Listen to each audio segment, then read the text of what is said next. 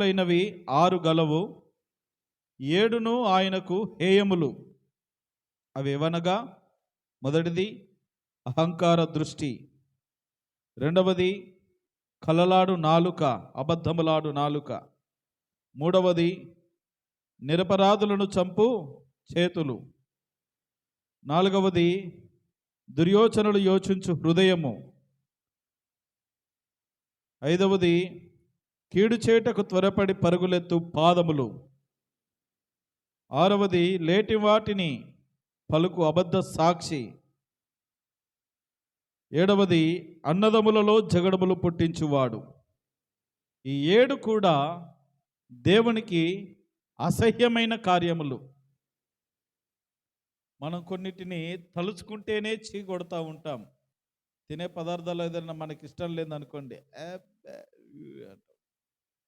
Chinese వాళ్ళు అదేది పాములు కప్పలు తింటూ ఉంటే మీరు ఎలా, ఇప్పుడు యూట్యూబ్లో ఫేస్బుక్లో ఎలా ఫీల్ అవుతారు? మీరు, మీ స్పందన ఏంటి? వాడు పాము ఇట్లా జీర్చుకొని తింటూ ఉంటాడు, మీరు ఎలా స్పందిస్తారని మీ ముందు మైక్ పెట్టాను అనుకోండి, మీరు ఏం చెప్తారు చెప్పండి? మాటలు రావిక, మాటలు వస్తాయి.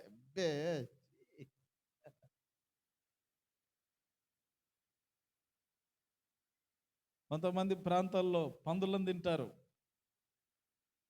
కుక్కల్ని తింటారు, ఊరకెక్కల్ని తింటారు, తేళ్లను తింటారు, పాములను తింటారు, అన్ని జంతువులను, విషసర్పాలను కూడా ఏమన్నా తల తోక కట్ చేసి తోలంతా చర్మం అంతా తీసేసి తింటారు. వాళ్ళకి అలవాటు. మనం ఏమనుకుంటామంటే చీ అంటాం. కొంతమంది పచ్చిగుడ్డు అలాగే తాగేస్తారు కదా. ఇవన్నీ చూస్తూ ఉంటాం. చాలామంది డిస్కవరీ ఛానల్లో చూస్తూ ఉంటాడు, వాడవాడు పక్క ఉంటాడు, ఏం పేరు వాడి పేరు, డిస్కవరీ ఛానల్లో వస్తాడు కదా,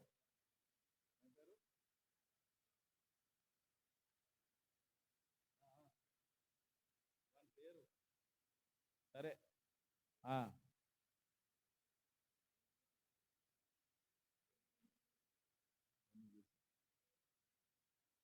అదే గ్రిల్సే, సరే ఏదో గ్రిల్స్, ఇప్పుడు అదంతా ఎందుకులే.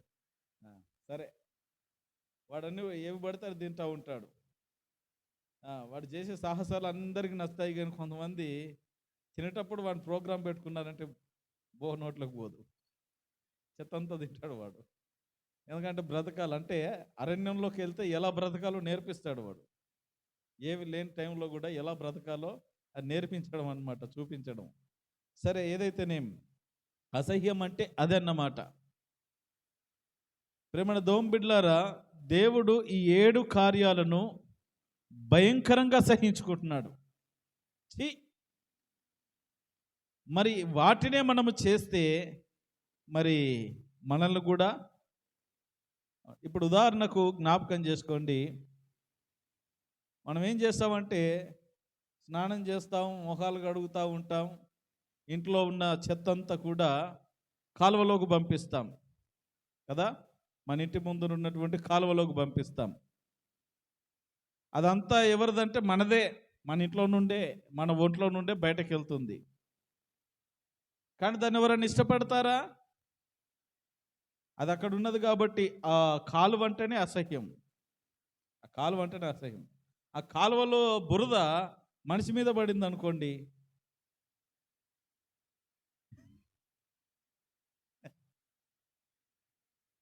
మీకు విచిత్రంగా అనిపించవచ్చు. కాలువలో బురద మనిషి మీద పడింది అనుకోండి, ఇప్పుడు ఏం చేస్తారు? వాడి దగ్గరికి వెళ్ళకండి అంటారు. బురద దగ్గరికి వెళ్ళకండి అని అంటారా, వాడి దగ్గరికి వెళ్ళొద్దని అంటారా? చెప్పండి. ఓ మనిషి మీద పడింది, నీ స్నేహితుడి మీద పడింది, బురద అంటుకుంటుంది, బురద దగ్గరికి వెళ్ళొద్దు అని అంటారా? వాడిని ముట్టుకోవద్దంటారా? బురద ముట్టుకోవద్దంటారా? మనిషి ఏం చేశాడండి? అర్థమవుతుందా? అంటే అసహ్యమైనది వాడి మీద ఉన్నది కాబట్టి వాడంటే కూడా ఇష్టం చచ్చిపోతుంది. మరి దేవుడు అసహించుకునేటటువంటి కార్యాలు మనలో ఉంటే దేవుడు కూడా మనల్ని పక్కన పెట్టేస్తాడు. కాబట్టి ప్రేమన్న దేవుని బిడ్డలారా, మనము చాలాసార్లు గొప్ప గొప్ప భక్తి చేస్తాం. నిజంగా కొంతమంది భక్తిని చూస్తే చాలా అభినందించవచ్చు. కొంతమంది ఆదివారము తప్పితే ఇంకో కార్యక్రమానికి రారు. కొంతమంది నెల ప్రార్థనకు లేదా బలారాధనకు తప్పితే ఇంకో ప్రార్థనకు రారు. కొంతమంది కొన్ని క్రిస్మస్, న్యూ ఇయర్ ఇట్లాంటి స్పెషల్ ప్రోగ్రాంలప్పుడు తప్పితే ఇంకో కార్యక్రమానికి రారు. కొంతమంది అన్ని విషయాలు, అన్ని కార్యక్రమాల్లో దగ్గరుండి మరి అన్నిట్లలో పాలు పొంది, అన్నిట్లలో దూరి, అన్నిట్లలో నేనున్నాను అన్నట్టుగా భక్తి కార్యాలు చేసినప్పటికీ కొన్నిసార్లు వాళ్ళు ఆలోచించే విషయం ఏంటో తెలుసా? నేను ఇంత చేస్తున్నాను, ఇంత భక్తి చేస్తున్నాను, ఇంతగా మందిరానికి వెళ్తాను, ఇంత చేస్తూ ఉన్నాను, ఎందుకు నా జీవితం ఇలా ఉన్నది, ఎందుకు నాకు ఆశీర్వాదం కలగట్లేదు, ఎందుకు అని అంటే, ఒకవేళ మనం చెకప్ చేసుకోవాల్సిన కార్యాలు ఈ 7 కార్యాలు మనలో ఒకవేళ ఉన్నాయేమో చూసుకోవాలి. అన్నీ బాగుండి దీంట్లో ఏవో కొన్ని మనలో ఉన్నాయనుకోండి, ఇవంటే దేవునికి అసహ్యమైనప్పుడు అవి మనలో ఉంటే దేవుడు నిన్ను ఎలా ఇష్టపడతాడు, ఎలా నిన్ను దీవిస్తాడు, ఎలా నిన్ను ఆశీర్వదిస్తాడు. అందుకని ఈ క్రైస్తవ జీవితం అనేటటువంటిది ఎప్పుడు కూడా స్వపరీక్ష చేసుకునేటటువంటి విధంగా ఉండాలి. ప్రతిరోజు చెకప్ చేసుకోవాలా. ప్రతిరోజు ఏం చేయాలా? చెకప్ చేసుకోవాలా. బయటకు వెళ్ళేటప్పుడు బండిలో పెట్రోల్ ఉందా లేదా మీటర్లో చూస్తారు. మరి దేవుని సన్నిధిలో నీ జీవితం ఎలా ఉన్నది ఎప్పుడైనా పరిశీలన చేసుకుంటున్నావా? ఎక్కడైనా రెడీ అవుతున్నప్పుడు అద్దం ముందుకెళ్ళి చక్కగా దువ్వుకొని చక్కగా నీట్గా రెడీ అయిపోతూ ఉంటాం. ఎక్కడైనా ఏదైనా పొరపాటు ఉందేమో అంత చెక్ చేసుకుంటాం. మరి ఆ రీతిగా ఆత్మీయ జీవితాన్ని ఎప్పుడైనా చెక్ చేసుకుంటున్నామా? అసహ్యమైనవి తీసేసుకుంటే మన జీవితం బాగుపడుతుంది. అసహ్యమైనవి అలాగే పెట్టుకొని నేను బాగుపడాలి, నేను దీవించబడాలి, నేను గొప్పగా ఉండాలి అని అనుకుంటలో అది భయంకరమైనటువంటి దోషముగానే మనం పరిగణించాలి. ప్రేమైన దేవుని బిడ్డలారా, జ్ఞాపకం చేసుకుందాం. ఈ 7 విషయాలు కూడా దేవునికి అసహ్యములైనవి, హేయమైనటువంటివి, అవి ఇష్టం లేని కార్యాలు. అందులో మనం ఇంతవరకు ఈ విషయాలన్నీ చూసాము. ఎన్ని చూసాము? అహంకార దృష్టి చూసాము. అహంకార దృష్టి దేవునికి అసహ్యమైనది. అబద్ధాలాడే నాలుక, అబద్ధాలాడేటటువంటి వారు దేవునికి అసహ్యమైన వారు. తర్వాత నిరపరాధులను చంపు చేతులు, తర్వాత దుర్యోచనలు యోచించు హృదయము, కీడు చేటకు త్వరపడి పరుగులెత్తు పాదములు. ఇవన్నీ కూడా దేవునికి అసహ్యమైనవి. ఈ పాదములది అయిపోయిందా? చూడండి, ప్రతి ఒక్కటి కూడా మీరు పైనుండి గమనిస్తే మరలా చెప్తా ఉన్నాను. ఈరోజు చివరి రోజు కనుక మరలా చెప్తా ఉన్నాను. దృష్టి, కండ్లు వచ్చినాయి ఇక్కడ. తర్వాత నాలుక, నోరు వచ్చింది. తర్వాత చేతులు వచ్చినాయి.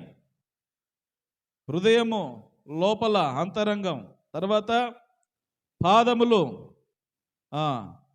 తర్వాత లేని వాటిని పలుకు అబద్ధ సాక్షి, అన్నదమ్ములలో జగడువులు పుట్టించువాడు. మీరు పై 5 విషయాలు గమనిస్తే ప్రతి పార్ట్ కూడా ఉండదన్నమాట. అంటే శరీరముతో, ఈ శరీర అవయవాల ద్వారా మనం ఎన్ని రకాలుగా పాపములు చేయడానికి అవకాశం ఉన్నదో అన్ని రకాల ద్వారా దేవుడు మాట్లాడుతూ ఉన్నాడు. నోరున్నది చక్కగా స్తుతించడానికి, ఆరాధించడానికి. ఇదే నోటితో ఏం చేస్తామంటే, నిన్ను స్తుతించడానికి సిగ్గుపడను యేసయ్యా అని చక్కగా ఇక్కడ పాట పాడి, ఇక్కడ ప్రభువును స్తుతించి వీధిలోకి వెళ్ళి నిన్ను తిట్టడానికి, నీతో అలా మాట్లాడడానికి అలా కూడా సిగ్గుపడట్లేదు.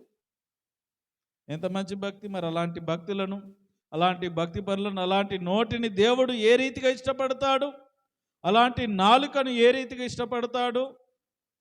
అందుకని జ్ఞాపకం చేస్తూ ఉన్నాడు.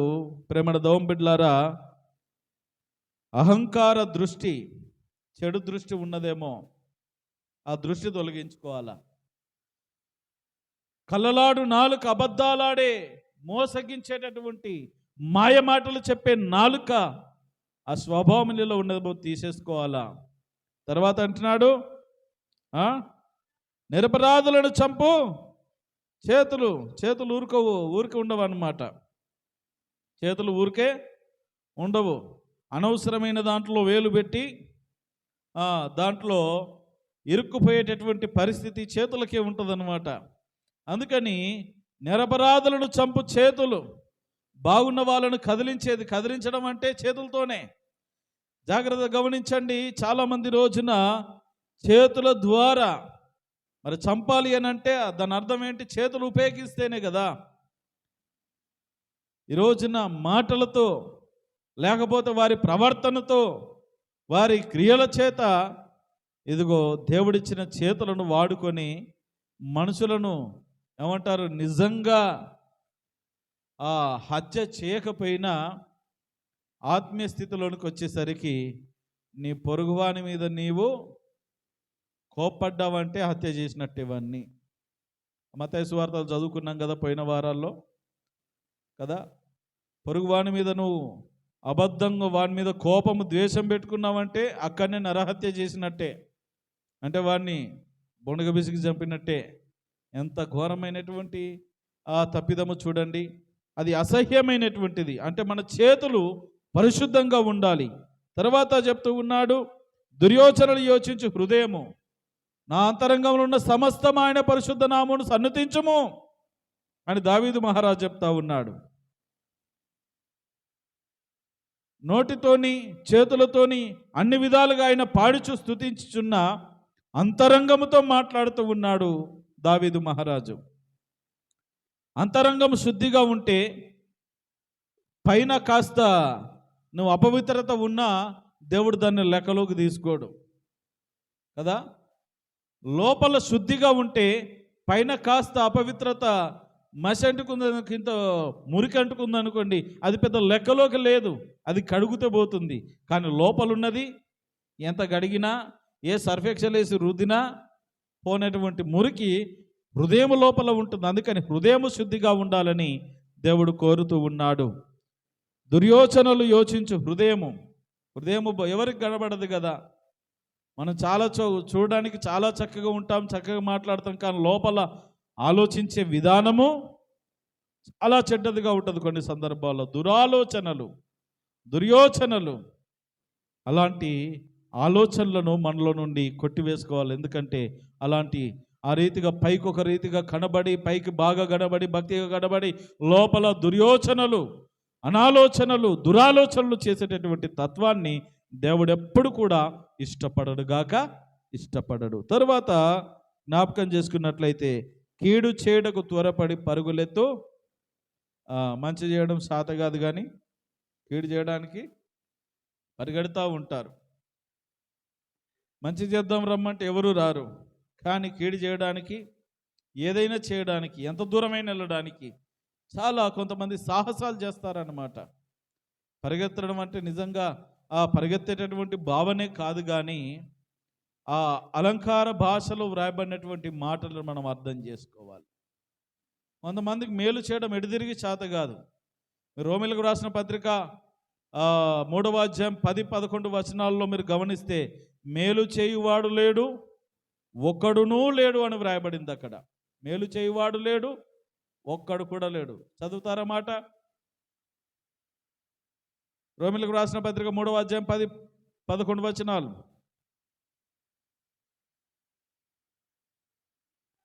నీతిమంతుడు లేడు, ఒక్కడును లేడు, గ్రహించువాడు ఒక్కడును లేడు, దేవుని వెతుకువాడు ఎవరును లేడు, అందరును త్రోవ తప్పి ఏకముగా పనికి మాలిన వారైరి. మేలు చేయువాడు లేడు, ఒక్కడైనను లేడు. జాగ్రత్తగా వినండి. మేలు చేసేవాళ్ళు ఉన్నారా? కీడు చేసేవాళ్ళు మాత్రం మేలు చేసే వారి కంటే కీడు చేసే వాళ్ళ సంఖ్య అధికముగా ఉంటుంది లోకములో.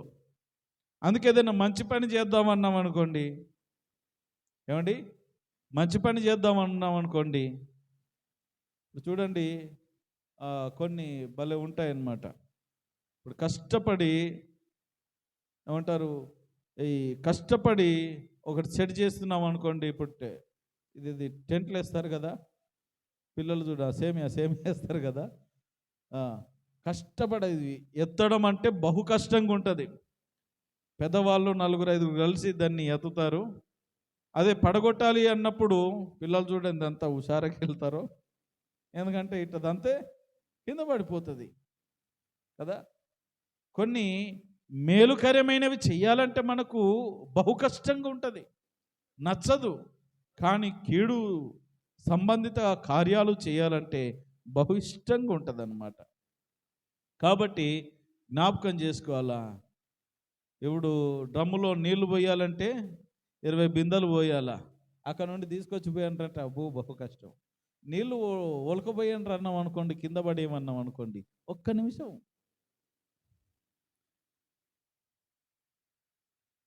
ఒక్క నిమిషంలో పడగొట్టేస్తాడు మన సొలొమోను. కాబట్టి కీడు చేయడానికి కొన్ని పాదాలు ఊరిక ఉండవన్నమాట. త్వరపడి ఆరాటం ప్రతి విషయంలో పరిగెత్తుకొని వెళ్ళి చివరికి నాశనాన్ని కొని తెచ్చుకుంటారు. అందుకని జాగ్రత్త. కీడుకు మనము దూరంగా ఉండాలి. దేవుని బిడ్డలు మేలు చేయటి యందు విసుకక ఉండాలి, కీడు చేయటి యందు దూరముగా ఉండాలి. అది మనము జీవించవలసిన పద్ధతి. చివరిగా 2 జ్ఞాపకం చేసుకుందాం, చదవండి. లేని వాటిని పలుకు అబద్ధ సాక్షి. ఇదొక మాయ రోగం. ఏం రోగం ఇది చెప్పాలా? ఇదొక మాయ రోగం. మాయ రోగము అని ఎందుకు అన్నానంటే, లోక సామెత ప్రకారం అన్నాను లేదు. మాయ రోగం అని ఎందుకు అన్నానంటే, కనబడదు అన్నమాట. ఈ రోగము కనబడదు. నువ్వు ఏ డాక్టర్ దగ్గరకు పో, ఎంత పెద్ద హాస్పిటల్కి పో, ఎంత మంచి సిటీ స్కానింగు లేకపోతే ఎంఆర్ఐ స్కానింగు, ఏ స్కానింగ్ తీసుకున్నా ఈ రోగం బయటపడదు. ఏంటి, కొంతమందికి ఏంటంటే లేని వాటిని పుట్టించి పలికేటటువంటి స్వభావం ఉంటుంది. లేని వాటిని స్వాభావికంగానే మనుషులో అబద్ధాలు మొదలవుతాయి. పోయిన వారం కూడా చదివించాను. కీర్తన గ్రంథము 53వ కీర్తన 8వ చరణం. కీర్తన 53వ కీర్తన 8వ చరణంలో రాయబడిన మాట చదవండి. 53:8 ఫాస్ట్గా.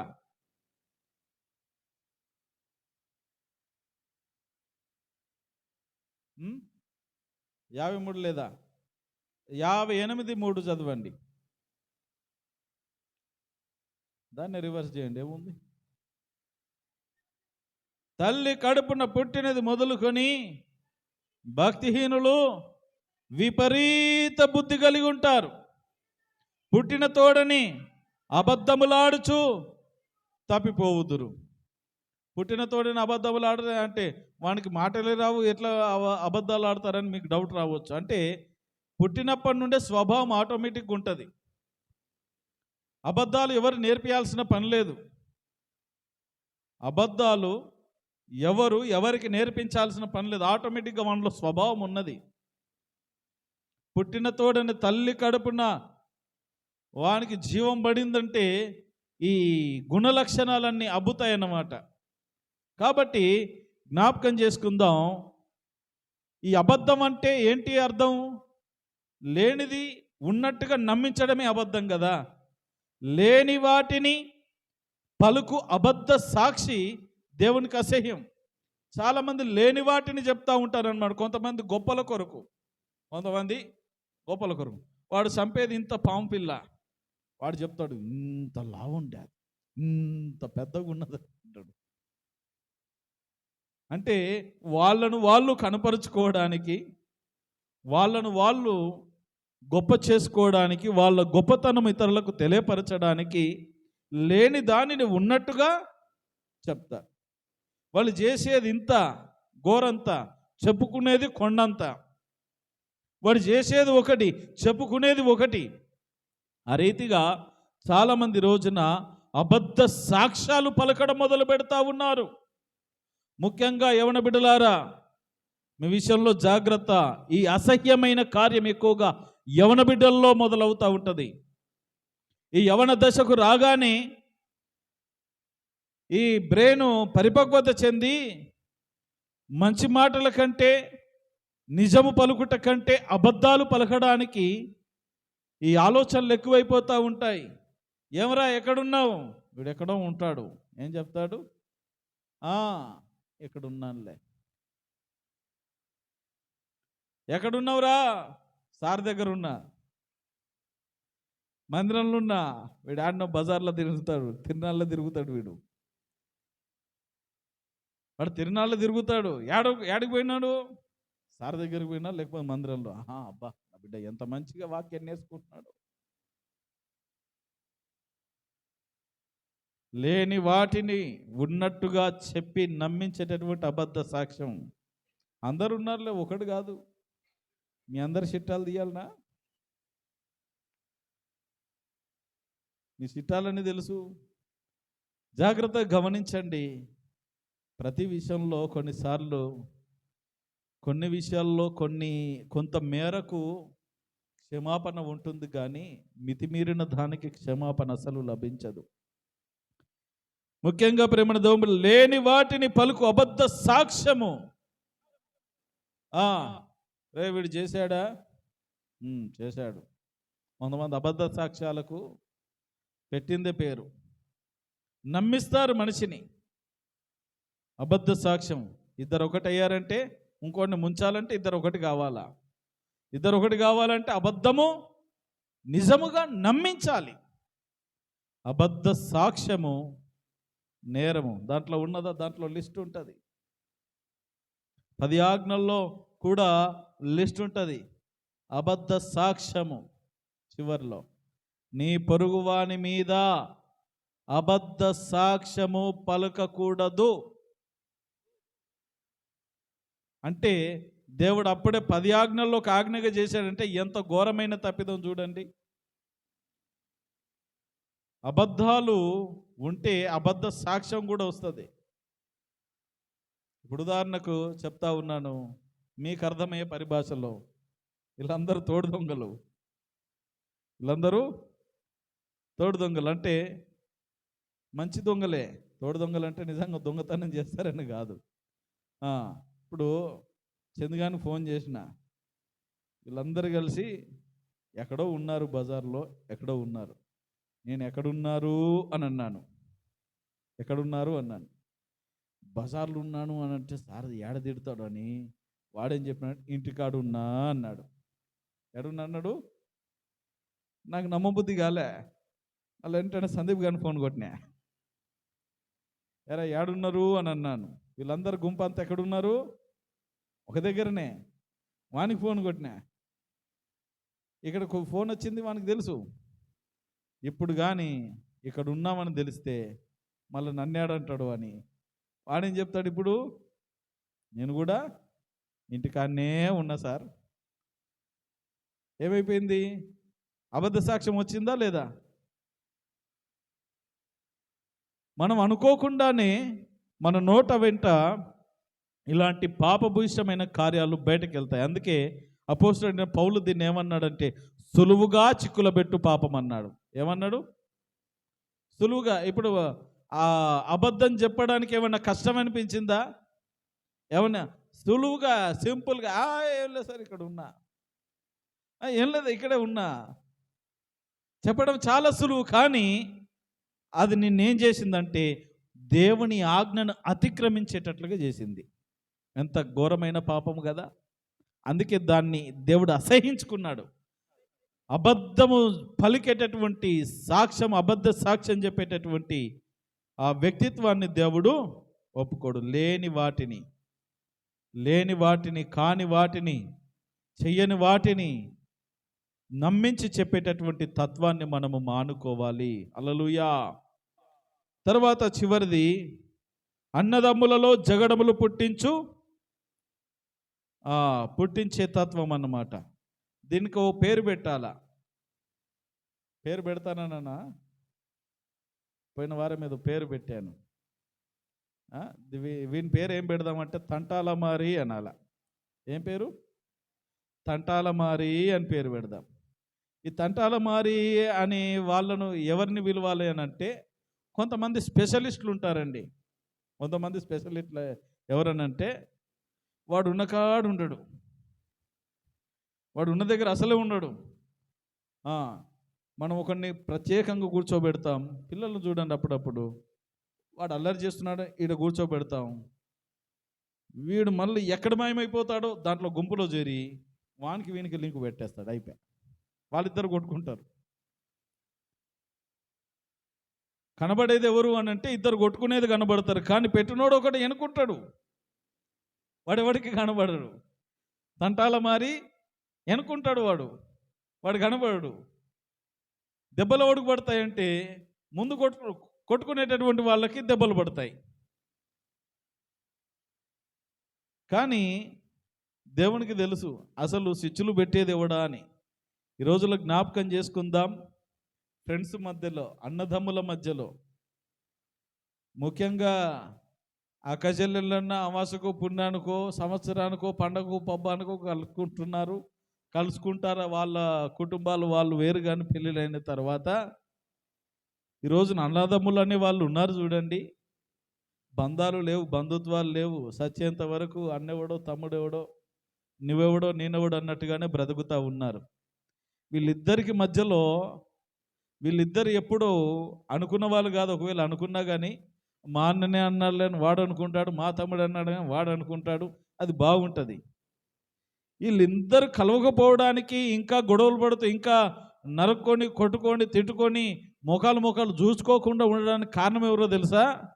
మధ్యలో ఒకడు తంటాల మారి ఉంటాడు, వాణ్ణి పట్టుకోవాలా.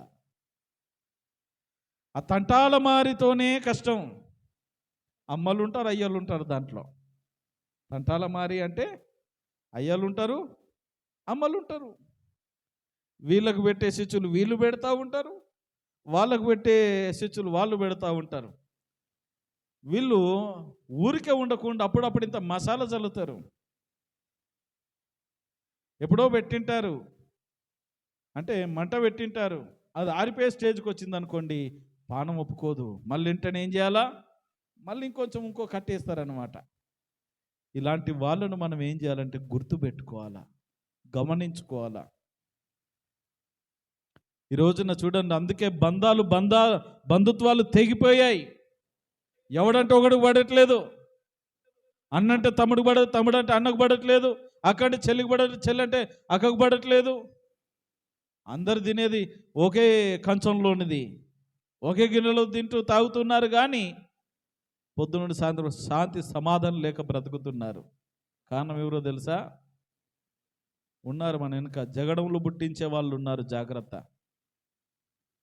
అన్నదమ్ముల మధ్యలో, అక్కచెల్లెల మధ్యలో, తల్లిదండ్రుల మధ్యలో, పిల్లల మధ్యలో కొంపలు కూల్చేటటువంటి వాళ్ళు రహస్యముగా తిరుగులాడుతూ ఉంటారు. అందుకని అందరి మీద ఒక కన్నేసి ఎవరు ఎలాంటి వాళ్ళ మనస్తత్వం ఎలాంటిది, వాళ్ళ లోపల హృదయపు లోతుల్లో వాళ్ళ స్వభావం ఎలాంటిదని కాస్త గుర్తించుకొని మనల్ని మనము సరిచేసుకొని మనల్ని మన కుటుంబాలను సంరక్షించుకోవాల్సిన అవసరత ఉన్నది. ఒకవేళ ఈ తత్వము వాళ్ళ గురించి వీళ్ళ గురించి చెప్తున్నాను కానీ అసలు మనలో ఉన్నదేమో చెక్ చేసుకోవాలి. అది కదా మన మ్యాటర్. మన దగ్గర ఉన్నదేమో జాగ్రత్త. మనం ఉన్న చోట ఉండకుండా వాడికో పుల్ల ఈడికో పుల్ల పెట్టి నిప్పెలిగిస్తున్నామేమో జాగ్రత్త. వాళ్ళకి వీళ్ళకి నిప్పెడతాం, మనం గాలిపోతాం, బూడిదైపోతాం, జీవితం ఇక మనకు మంచి భవిష్యత్తు అనేది ఉండదు. అందుకని ఎవరితో అనవసరమైనటువంటి జోలికి వెళ్ళకూడదు. నీ పనేంటో నువ్వు చేసుకో, నీ చదువేంటో నువ్వు చదువుకో, నీ బ్రతికేంటో నువ్వు బ్రతుకు. ఒకవేళ అవసరమైతే ఇతరుల సహాయము కోరు, అంతేగాని ఇతరుల దాంట్లో ఏలు పెట్టి నాదే గెలవాలి, నాదే రాజ్యము, నాదే సాగాలన్నట్టుగా నువ్వు జీవిస్తూ వ్యవహరిస్తూ ఉంటే ఆ జీవితం నిన్ను మాత్రమే కాదు ఇతరుల జీవితాలను నాశనం చేస్తూ ఉంటుంది. అందుకని జ్ఞాపకం చేసుకుందాం. అన్నదమ్ములలో జగడములు పుట్టించువాడు, తంటాల మారి. ఆ స్వభావము, తంటాలు పెట్టే స్వభావం నీలో ఉన్నదేమో జాగ్రత్త. కొంతమందికి నిద్ర పట్టదు. ఎస్తేరు గ్రంథంలో ఒక వ్యక్తి ఉన్నాడు. ఎవరు తెలుసా? ఎవరు? మొర్దెకై మీద కోపం వచ్చింది. ఎందుకంటే ఈయన నమస్తే పెట్టట్లేదు. నమస్తే పెట్టకపోతే చంపాలనుకున్నాడు మనిషి. వచ్చినప్పుడల్లా మంత్రి గారు హామాను, దర్యావేషు రాజు చేతి కింద మంచి మంత్రిగా వ్యవహరిస్తున్నటువంటి ఈ అధికారికి ఈయన యూదుడు, వాళ్ళకు మనం ఎందులో లోబడేదని ఈయన కాబట్టి నమస్తే పెట్టట్లేదనేసి మొత్తం జనాన్ని నాశనం చేయాలని పన్నాగం పన్ని రాజ్యాంగం రూల్ రాసి ముద్రేయించాడు. ఏమైపోయింది? తంటాల మారి తంట పెట్టాలనుకున్నాడు. ఏ కొయ్యకేసి ఉరేసి మొర్దెకైని చంపాలనుకున్నాడు. వాడే ఊరు వేసి చచ్చిపోయే పరిస్థితి దేవుడు తీసుకొచ్చాడు. అందుకని తంటాల మారులు ఉంటారు, జాగ్రత్త. అలాంటి స్థితిలోనికి రాకూడదు. అన్నదమ్ముల మధ్యలో జగడములు పెట్టేటటువంటి వారు. కాబట్టి మీరు ఒకవేళ అలా ఉండకుండా చూసుకోండి. అలాంటి వాళ్ళు మీ మధ్యలో ఉంటారు, చూసుకోండి. కాబట్టి ఈ 7 విషయాలు కూడా దేవునికి అసహ్యములు. చెప్పండి లాస్ట్ అండ్ ఫైనల్గా. మొదటిది అహంకార దృష్టి. అని చూసేటటువంటి విర్రవీగతనముతో నువ్వెంత ఆఫ్టర్ ఆల్ అనే విధంగా చూసే దృష్టి దేవునికి అసహ్యం.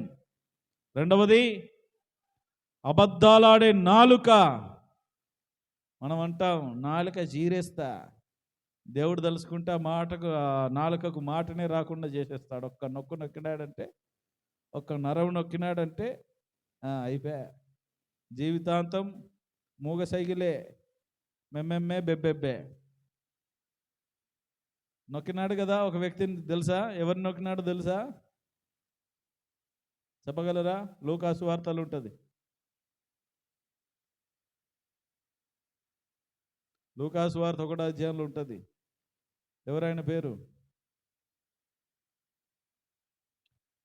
ఎలిజబెత్ భర్త